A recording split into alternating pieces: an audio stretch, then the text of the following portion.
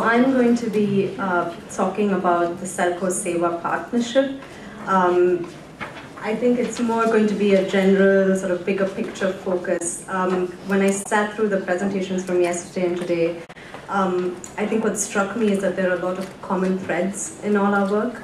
I somehow feel that some of the things that I'm going to say in the presentation is quite repetitive. So forgive me if that is the case, but I hope that during the course of the presentation you get some insights into the way we work. But generally I think that there are definitely common threads between all our presentations and what has been done previously. So I'll jump right in. I just will give you an introduction as to who SEWA is and who SELCO is, so you get a context. So SEWA is known as the Self-Employed Women's Association. It's a trade union that was formed in 1972. It's based in Ahmedabad in Western India. It was started by a visionary, I'm sure many of you have heard of her, Ila Bhatt. And she basically started the organization with the idea that women who work in the informal sector do not have access to finances, they do not have social empowerment in the societies that they live, even though that they were contributors to their society. So it was with that movement she started in the early 70s, and that eventually gave birth to SEWA, the organization. It works with primarily urban slum dwellers, but now they have sort of branched out into all categories, so you find them all over India. But their stronghold is in Gujarat, in Western India.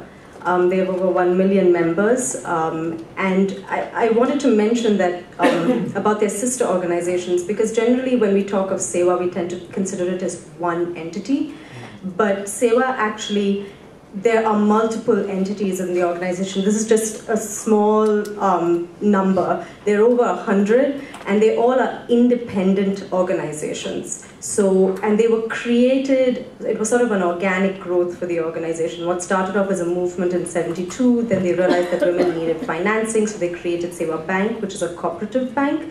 Then they found that maybe, housing, which a woman's house was sort of very integral to the way she does her own work, that she keeps her domestic duties, she does a lot of income generating activities at home. So they created SEWA Housing to look into that. So these are all very different entities with very different governance structures, but they all are under the SEWA umbrella. So just to clarify, because when we talk of SEWA, it can be different entities within the SEWA umbrella. So jumping into what SELCO does, so we're a social enterprise. We started in 1995. Again, we started, the person who started SELCO was Harish Hande. And when we looked at SELCO, it was sort of two main things struck us as, people wanted alternative energy solutions, but they didn't know how to get them. There was nobody, even though that there were some solar systems and there was some awareness of it in India and in Karnataka particularly, many of them were systems that never worked, and they were sort of, street lights and things like that, so people just didn't generally think that those things worked. So we came in with the idea that how do you bring affordability and how do you bring solar together under one roof? And that was when we came up with this dual approach of doorstep financing and doorstep servicing. So we basically have about 25 branches in the state of Karnataka in southern India. And these branches are sort of the arms and legs of the organization. They actually go to the customers, they understand what they want. We're not manufacturers of solar systems, we just we source them from local vendors. So we basically, the branches then go ahead and install the system and then do the after-sales service and the maintenance of the systems. Financing-wise, again, we are not involved in the financing, but we facilitate it. So we work with regional rural banks, cooperatives, so we work with all of them. So this is sort of the dual approach that we work with. Again, primarily rural areas, but we have been sort of branching into urban areas as well. And these are sort of the different departments under SELCO that have evolved over the years. So this is just the background so you have an idea of who the two organizations are. So the partnership. We came together in 2005. The goal was to provide sustainable energy services using affordable financing. Why did this partnership work? We were in two different contexts. SEWA was based in Ahmedabad, It was a very different context from southern India. Needs were very different, clients were very different. So they were looking for an energy service partner, and we sort of came into that mix. So it was sort of a merging of two different organizations from two different contexts. We understood that there was a demand for energy services. I think wherever we have worked, we have tried to understand that there is a demand before we get in.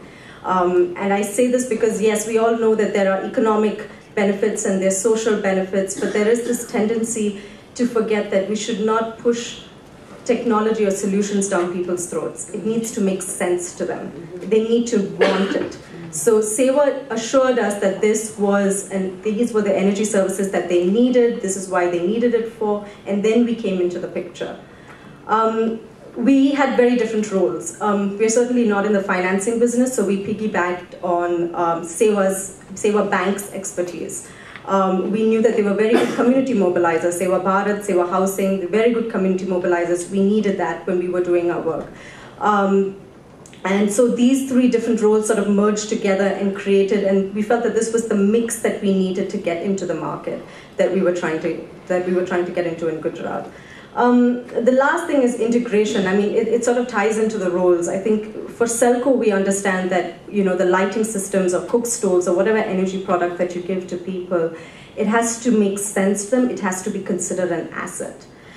So keeping that at the forefront of what we were doing, we said it would be an asset. We said that you know, we would bring in financing so people actually own what they have.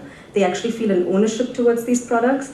And largely, I mean, this is something that keeps coming out, that there's, you know, it's not just access to assets, it's not just access to financing, but they need to be also socially empowered. The men, their children, they all have to be accepting of whatever decisions these women are taking. So these were very key to us working in Ahmedabad. So I'm going to jump into the outcomes. I regret that I did not spend too much of time on specific case stories, so I'll try to throw that in. But I just wanted to give you a bigger picture of what were the three main sort of projects that have come out of this. This seems to be moving really fast. This was not the idea. So, so these were the three main projects that we had done. Project Urja was an energy lending portfolio that we created within the bank. So we worked with SEWA Bank to create an energy lending portfolio. We worked with over 8,000 women since 2006. Actually, that figure needs to be updated a little bit. We created over 60 entrepreneurs, and the main idea was sort of to get women to access energy products through mainstream financing. And how did we do that? You know, and so we looked at promotional tools for the bank and for us to enable people to be aware of the products. We also looked at market linkages. So it was not just about selling products or creating entrepreneurs. It's also, for example, if you sell a cook stove to somebody, to a woman, how do you figure out the supply chain of the fuel? Can a woman play a part in, can one of the women play a part in sort of supplying the fuels to the end users? So there were different market linkages. If you increase the number of hours in the evening so that women make more plates, for instance, or sew more clothes, where does the bulk go? Where does the surplus go? You know, can we create market linkages for that? So these were all the different ways in which we try to look at it a little bit more holistically rather than just sort of selling a product to people. So this was the main project Urja, which was like the energy lending portfolio under SEWA Bank. ICP, again, is a project that I was more involved with. It's called the Innovation Center for the Poor. It started again in 2008. The idea was we looked at the house as a black box. And we said, forget solar, forget cook stoves. What is it that people feel they need in terms of energy in their houses?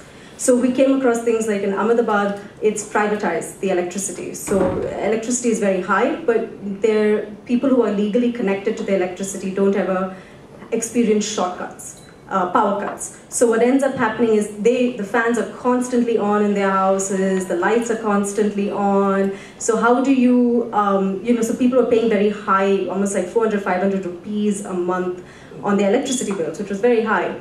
So we came in and we said, okay, forget solar, let's look at, putting in CFLs or energy saving devices and tracking those savings for them. And then through those savings, enabling them to pay for loans so that they can actually procure the solutions. So we actually spent a lot of time in monitoring, tracking the sort of the savings that they experience and how much time will they take to pay back a loan if they had to procure these energy solutions. What were the combinations that you can give to people? Is it lighting plus cook stoves? Do people prefer solar lights over regular energy efficient products? Is it refrigeration? I mean, there were different things like grinding, all sorts of different combinations of products we tried to incorporate. Now, the key thing in this was the energy auditors. We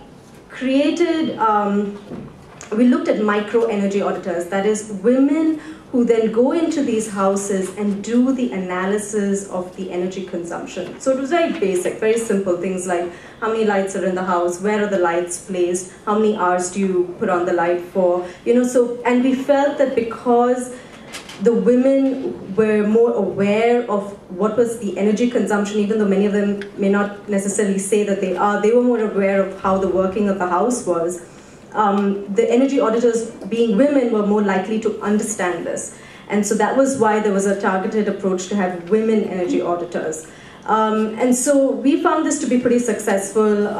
We created about 6 energy auditors. I will talk about the challenges. It's not been an easy ride. It's been difficult to create them.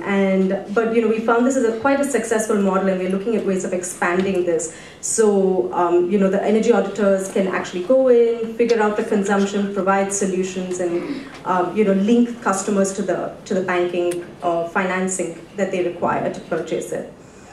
And very quickly, I'll just skim over the rural solutions. This is something that we've been doing very recently with SEWA Bharat in Bihar.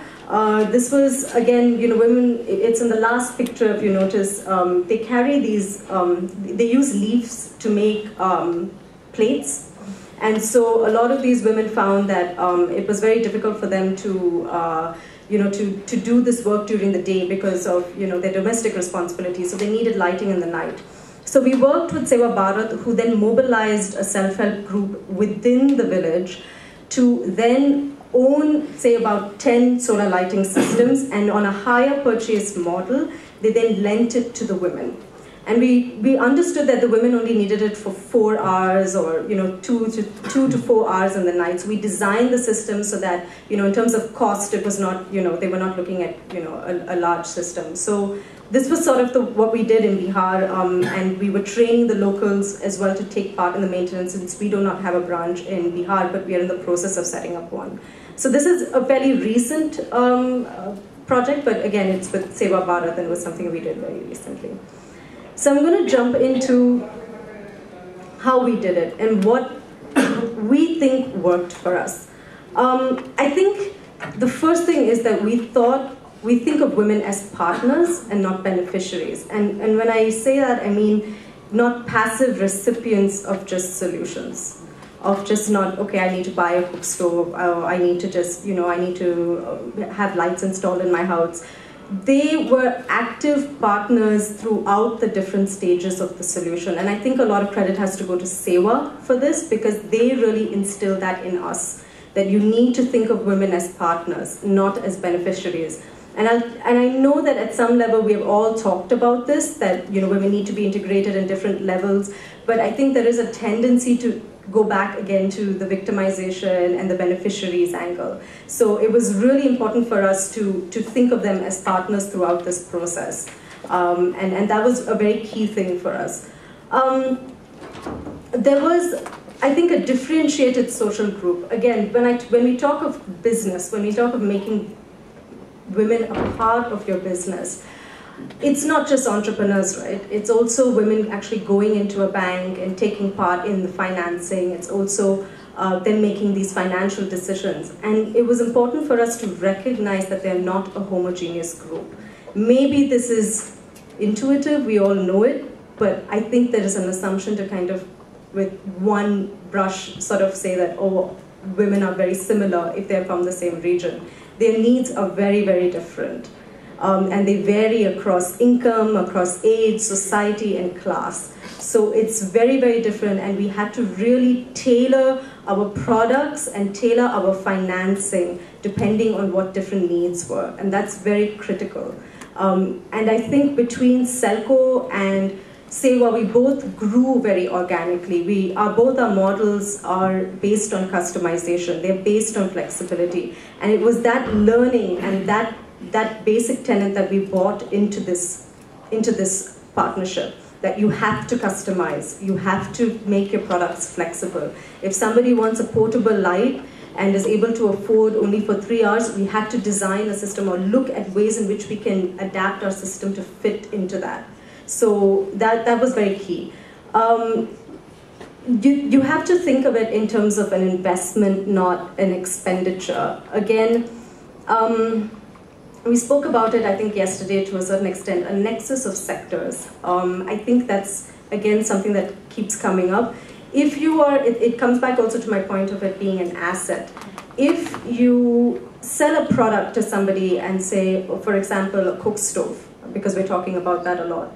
If you sell a cook stove to somebody and you say, oh, it's going to, make your health better, it would, it has all these benefits, it has to make, the woman has to feel that she needs it. It has to be a better alternative than what she's already using. And somebody talked about customer satisfaction. Yes, that's very, very key. I think it tends to be overlooked, but it's very, very key.